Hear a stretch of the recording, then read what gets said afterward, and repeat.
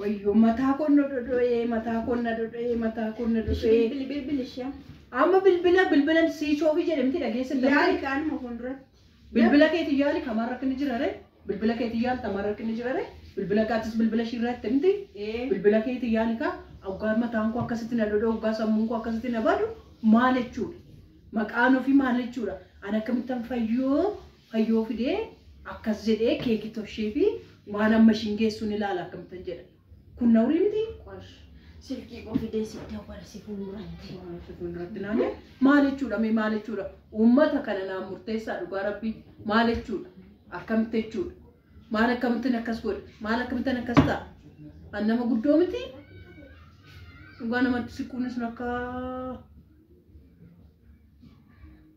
qoy si dawwala amma si dawwala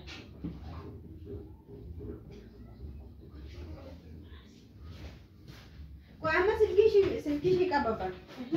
An dhugaamte akka bahuun barbaada malee dhimma abbaa eenyuutu qabu. Qoy maanni baay'ee maaltu ittiin dhabsiisee jechuun maanni baay'ee intinaa ta'aa jirtu bara. Maal goonarra kana ala namni akkanaa siin jedhe akkamitti nama afaan darbitee jiraatta. Namni waan tokko si qopheesse kee kanan qopheesse hammashi argee hammashi ilaalee siin jedhe namni jechuun akka tuffii wayitteeroo sirratti odeessu. Deebitee baana jiraattatu dhageessu namni kan wajjin jiraatu kabajamni yoo gidduu keenya kabajni jiraatu wal faana wal deddeebitu yoo wal kabajni jechuudha. Lakki tokkoffaa isin kana dhugaa dheettanii wal loluun qabdan. Lammaffaa isheen immoo akkas jettee maal jettee odeessite isheen akkas jettee waan kanas odeessuun nattuu namumatu ofii walitti sin buusuudhaaf uume ta'a malee. Isumayyuu ani amma an isheen hin barbaadu. Fedha buun barbaadu. Garuu dubbii kana immoo dhugumaadha moo sobdee akkas jettee mucattiin. Lakkee dhugaan hin baati. Amma dhugaan hin baasin waliin lolina.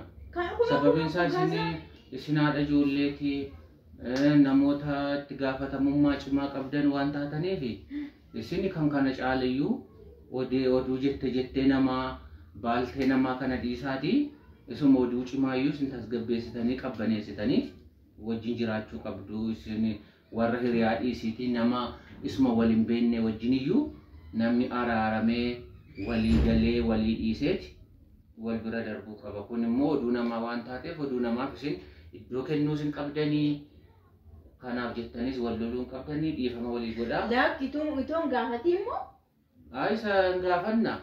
Isaan gaafanna.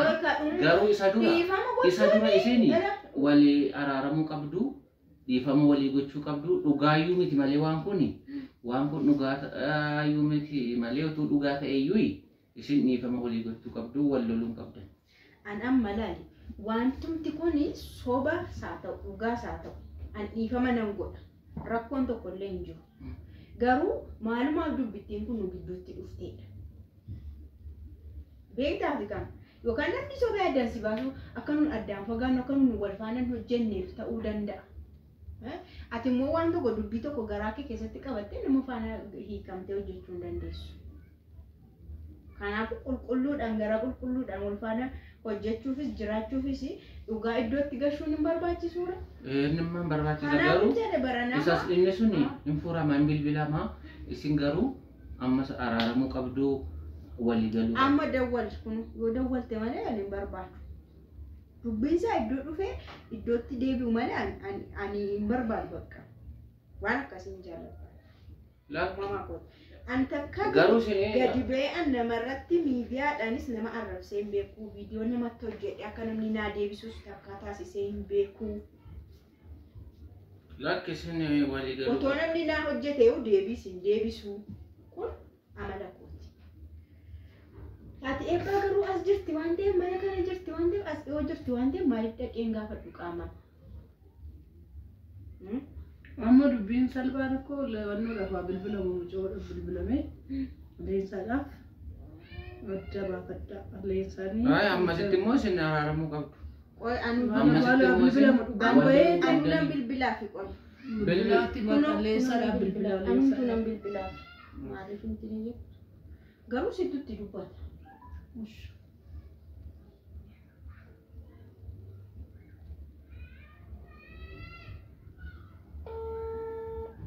Wajjin shi beesi la inni hojjetu jenne. Sibiila hojjete akka cufi jettee na ammoo namni. Ana faana walii galtee kan jennu hojjettu kan. Yeesaasin dubbii qabbaneessuu qabdu dubbii kasi no isinaasin walii galtee wanti caaleen jiru. No kaastu bilbila sila. Waan hojjeessite sobaa waan ta'eef wanti qaba waan sitti odeessite wanti taate ishee waan boolla hojjete jechuudha. Maqaa sana abbaa ibbutti itti bilbilaa kan maal rakkina jira. Abbaa ibbutti bilbilaan keetiin dubbiin kun ba'uu qabaa dubbatamuu qabaa. Haasa'amuu qaba. Ishii maxxaa? Qabdi. Kanaafuu jechuudha dubbichi sammuu konna qabamee kanan na kan keetii bilbilii mee abbaa ibba maaliif si qaba maatii dhugaa qabda taanaa qooma sin aarsu kun. Maal jechuudhaan bakka namatti odoon si qindaa'e bineensoo ta'een jiraadha moo nama faana nama malee. Taqaattal kwaalee seetan. Dubbinni bara.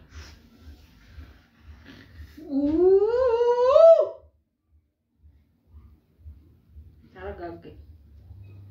Kakun sitti kolfitise takkas taata.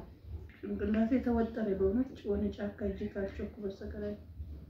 Leensaa mul'ina. Leensaa sobsiisaa? Naannoo irratti qabde waan isaa? Irra deebi. Yaadaatti fakkaata. Rakki? Irra deebi yaada. Astii yaadde jenna.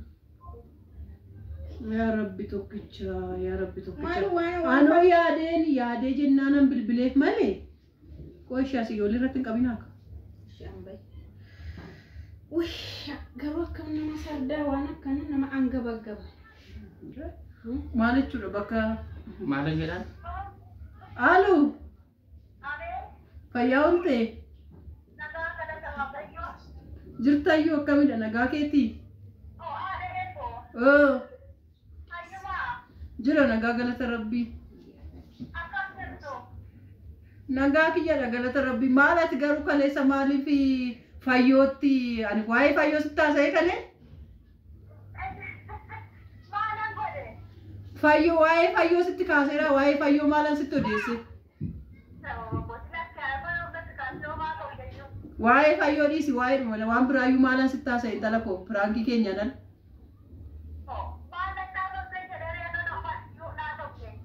Endee fayyinatti bilbilteettee fayyoo nuuteen ajjeesuuf. Maali keekii ani congratulationiin keekii qopheessee fi ture beektaa yuutuubii ishii isa lammaffaa irratti. Isa akkamitti amma ishiin geessu laalti jedheetteeti congratulation akkasitti qopheessiteef jedhaan jettee amma ishiin geessuun si laalanaan jetteettee akkamitti leensaatti bilbiltee too hin taanaan jette. Kunoo maarree na uutee na qabuudhaaf akka tokko natti taate kanaan booda mana kee dhufu mana koon dhuftutte.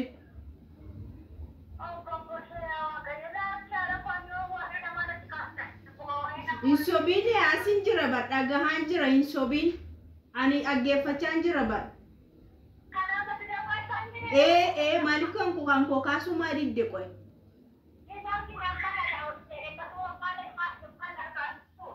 Ishee amma maal jechuu keeti basitti sobee moo eenyu sobeere?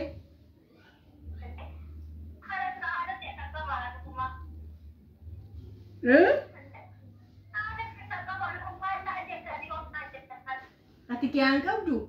Maalan keessa ani sitti hin kaafne waa'ee namaa akka ani bilbila waan namatti bilbile waa'ee namatti bilbile namatti kaasuun barbaadu yoo nama san barbaade waa'ee nama san yaade malee abaloo akkas jettee kanaan baay'een jaaladhu dhugaa Rabbii maalanoo si yaadetu manni keessas immoo miidiyaa irraa badde jedheeni sitti madde malee sitti bilbile malee intala koo ani oduu akkasii tolii gadi deemaa uuman beekere isayyuu koo fayyoo irraan fudhadhe barkoo sitti nimne kalees maqaa ishee ani kaase fayyoo irraan fudhadhe bilbila keenya jedhee. Laakki situ fayyootti bilbileetu akkasiin jette ittiin jette malee. Sumatu naa bilbilee naan jedhe. Sum. Sumatu bilbilee akkas naan jedhe. Maaliif dubbii waliin makte maaliif walitti nu naqxaati? Maaliif nu wallalchiista? Suma sum.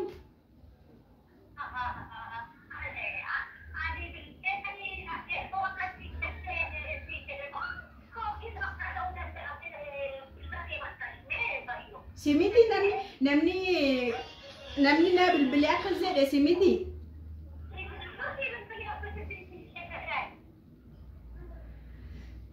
Bakka isheenis kunu kaadaarti bakka laalla. Maana ni ko waa'ee fayyoo adinitti kaasee bilbilli keenya jalaa badee jedhani la. Bilbilli keenya jalaa badee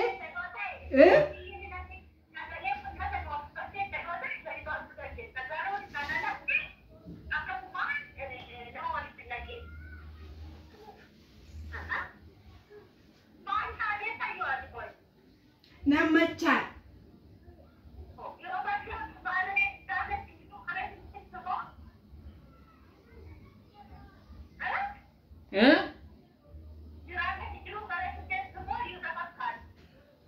Mana koo jirti bari dhugaam saaluu dubbisam saaluu nu bira jira bar isatu dhugaana bawa bilbila mu jedhame.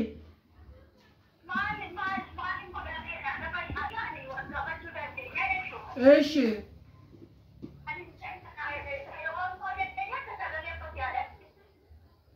Malam be karyan shinna na qabachuu dhumaaf nattuu dhuudha fennaan dhugaa rabbisa sammuun koo na baxabatame mataan koo na qabamee jira bar dhugaasuma dhugaa koon sin jira sa dhugaa.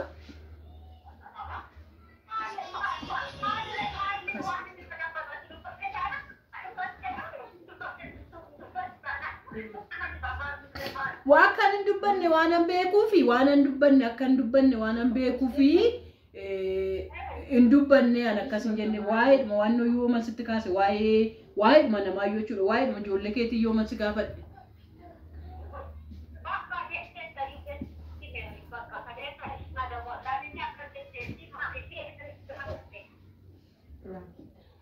Lesa Frankie da shi habibti galbi ayoni Frankie da ruga waka Frankie da buro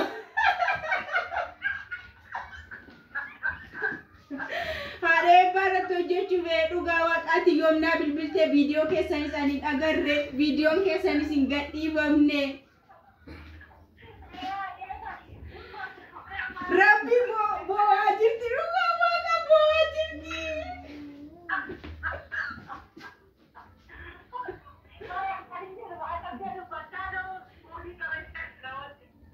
Bakka isi madile kuno bose waqa shira dhugaa seete bose ani afaxate qabnan jechu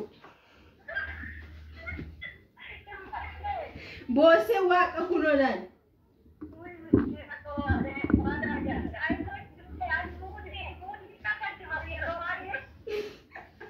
ani na bilbilteetti yedeen man jalqabe kana bilbilteenatti himte akamitti sheedhaan akkazetta sheen online irra jirtu minaan jedheeni Ufe irratti hojjedhee siin jedhaman mashii dhufeeni akkasti pirankiin keenya nuta sakkeera amsaaluun sinin araarsa jette dhiisaa innan dawwalamu malee dhendide silkiin bilbilamu malee jedhe akkatiin atu dirriqette gaatu viidiyoo ko ilaalette viidiyichin gadhiifamne barne haasu Gaduun dhiifne anoo viidiyoo gadi dhiifne ganaan sa'aatii 12 irratti gadhiisa.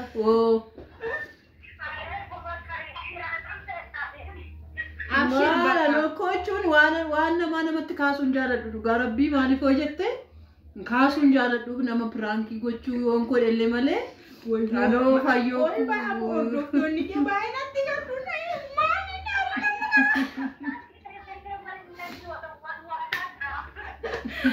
Amala hordoftoonni ishii monatti aaru isheenisuma dhugumaa ishii intini jechaarti waaqa.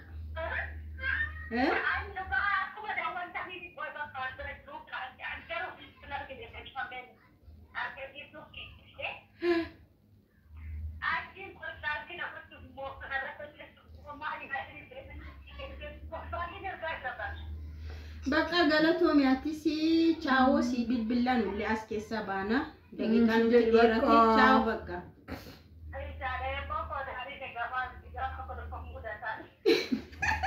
Karaan iyyaanne natti dhufte maaliif sammuun iyyaanne natti dhufte waan ta'eef ani nama arrabsuun jaaladhu nama amachuun jaaladhu yoon barbaade miidiyaa koo irratti bahee nama arrabsaa eenyuyyuu sodaadhu nama arrabsuu qabu nan arrabsaa jechuudha. Daawwattoota keenya fayyoonni na argatte har'a karaa nama pirankii natti aarina dhugaa waaqa kun pirankiidha. Isheen haadha eebbaan immoo bakka waan mana jaallattu boossee kana dhufee bilbil. Cufadhu bakka bareeddu waan mana jaallattu boossee. miira akkasii fiddee jechuudha. Gaamaa gochuu hin danda'amu. Wantoota tees bo'uu hin danda'a. Gaa viidiyoo kana laayik godhaa gadhumaatti daawwadhaa dhugaa waaqa piraankiidha. Tokkoffaa isaa achirratti ilaaltaniittu kun lammaffaa isaati. Yaa itti yaadnee hojiidha waan ta'eef itti yaadnee hojjennee yaada isaanatu fidee yaada eebbaan garuu dhugaatti fakkaatee. Galatooma horaa bulaa. Nandeeffadha garaanti deeffadhu qabu. Yoo dandeessee na boossiste. Dhugaa karaanti boocisu karaanti beeku. Sirraa haa jaallatu. Waan dhiigaa si boocisa. Amma dhaseete gaafa deeffadhu qabu. Gaafa sana nu eeggadha. Nu eeggadha. Thank you so much. Galatooma. Bye.